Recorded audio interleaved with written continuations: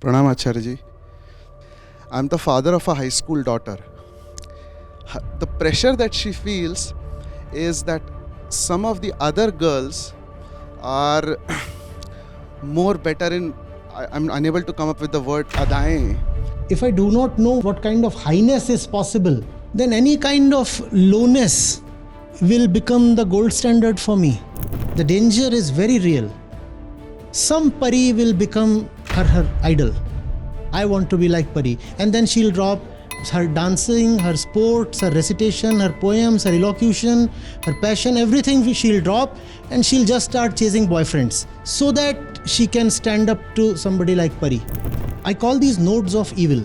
They are not too many, but they are highly influential. Pranam Acharya Ji. I'm the father of a high school daughter, and I have just one daughter. And probably I have tried to raise her exactly on the lines that you have always told me. She's very good at studies. She is a fantastic dancer. She completed her Arangetram and graduated in Bharatanatyam already. She is in her high school basketball team. She knows how to play musical instruments. She wins poem competitions every year in her school and amongst all the regional school districts. And she was recently selected into one of the top high schools by clearing an entrance exam.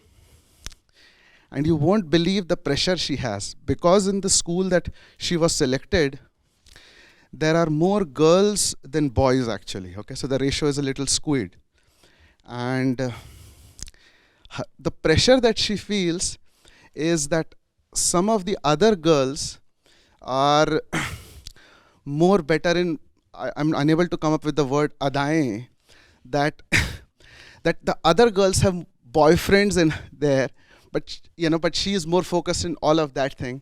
And how do I convince my daughter, or I would say, how do I raise my daughter so that she doesn't feel that pressure, even though she is doing better in all the life? And second thing is just related exactly to that, is how women are unable to do is, think about it.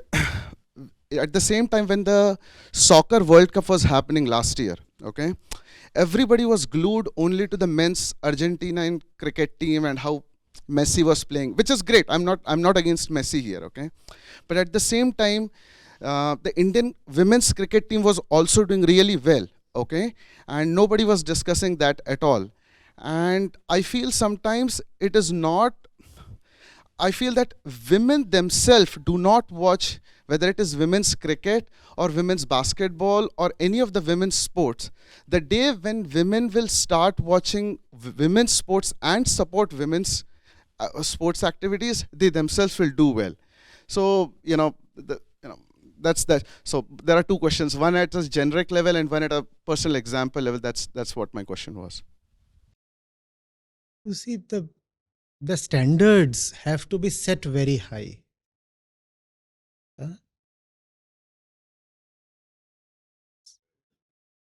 It's like when you exercise with 15 kg weights. After that, the 5 kg ones just stop mattering because the standards have been raised. Similarly, she has to be introduced to women who really are worthy of being remembered.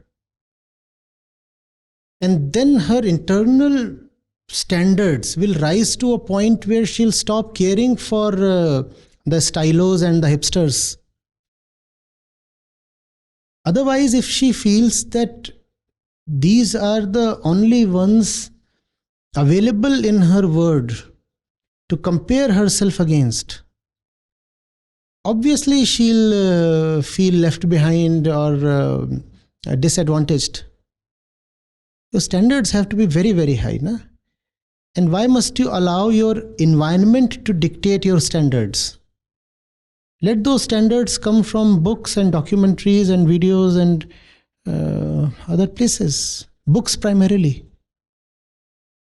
If she, for example, spends an entire week reading the life story of Marie Curie, how after that will she afford to give respect to a certain, let's say,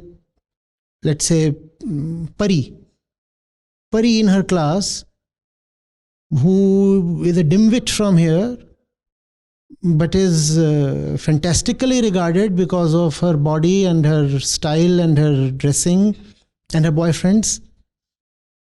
After you have been with Curie, how will you respect Pari? That's the thing. That's why education is the real thing.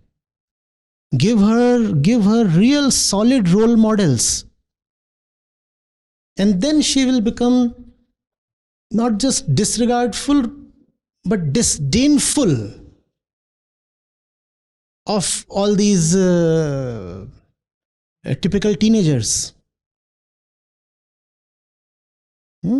That's what. If I do not know what kind of highness is possible, then any kind of lowness will become the gold standard for me.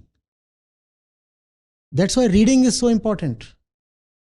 Otherwise, anybody in your environment will come and influence you and boss you from within. And it happens a lot in school and in college.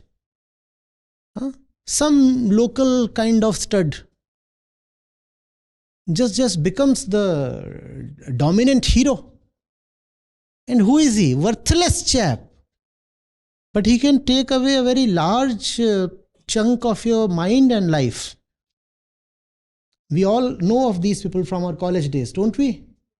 Some random worthless fellow, but he dominates the scene in the school, in the college, in the university, and he dominates it so much that he can influence a lot of his batchmates to take wrong kinds of decisions.